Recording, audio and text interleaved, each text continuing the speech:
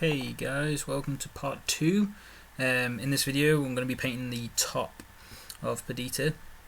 I was originally going to do it black, but I decided what might look better is having a colour which is more like a dark blue, and luckily enough in my Valero Model Air collection I had a paint called dark grey blue, which I think is the perfect colour for this. It gives you that it looks realistic. Basically, it's like a nice realistic dark blue. It could almost look black depending on how you shade it. And so as you can see, I'm just basically doing the base coat here, being very careful not to get any paint on the skin, especially around the chest. I think I do make a few mistakes sometimes. I either fix it by painting the skin back, or another way to fix things, if you have it, is to use isopropyl alcohol. Use it put a bit in your palette. Use an old but still fairly detailed brush. You know, not your best brush, but not one you don't mind using this strength alcohol on.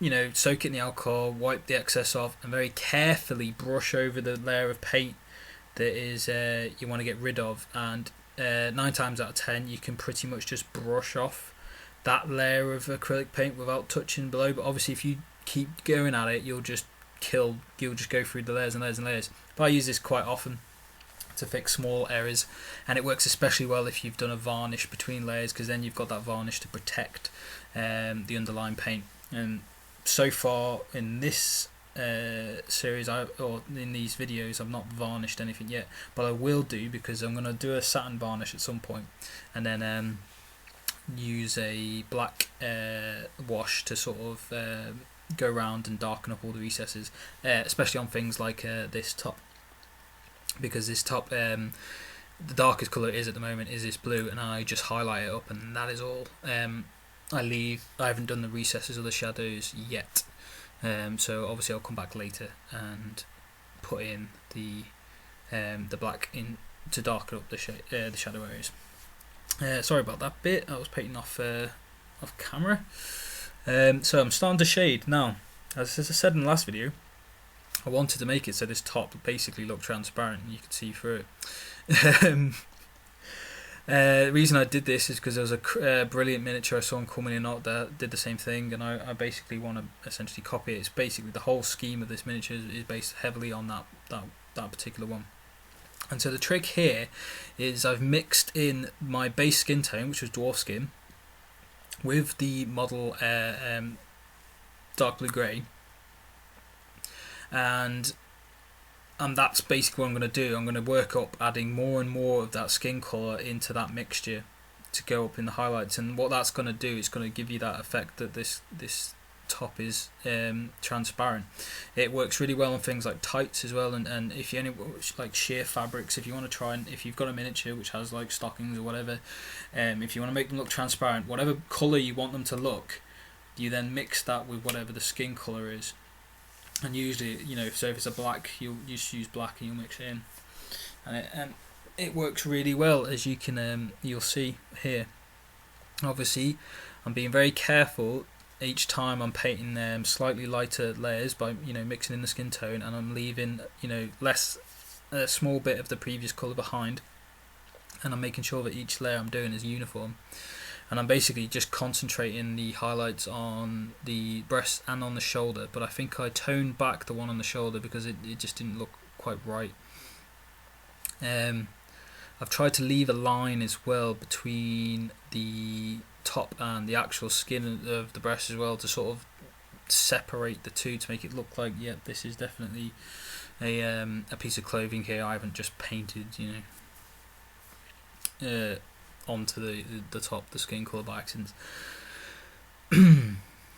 So as you add more and more of the skin colour, it gets closer and closer to the original underlying colour. But obviously, because we've highlighted up the skin anyway, it's still going to look darker than the skin, which gives you that effect that you're seeing this through fabric, especially a dark colour fabric like this dark grey blue.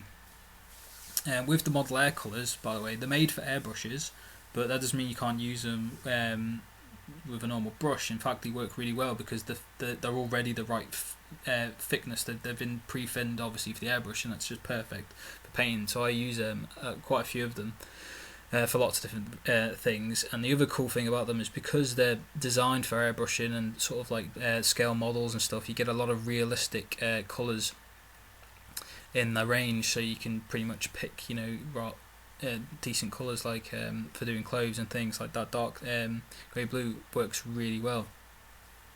And I also use a colour, one of them, to do the jeans in the next video, I think. So as you can see, that it looks like basically at the moment it just looks like I've highlighted it, but maybe highlighted it too much. But what's going to really make this look transparent is when I end up painting the nipples on it. Any kids watching it, I'm sorry, it's a bit rude, I guess, but I doubt there's going to be that many children watching this. But yeah, turn away when it. There we go. This would be me trying to do it. Sorry, I've actually completely obscured the camera there. I didn't realise, but it's very fiddly work. So to do the colour I picked for this, I picked it's called Tan. Vallejo Game Colour Tan, and I've mixed that with the original dark grey blue as well, so it looks bluish. And I've just been very careful and painted a circle on each.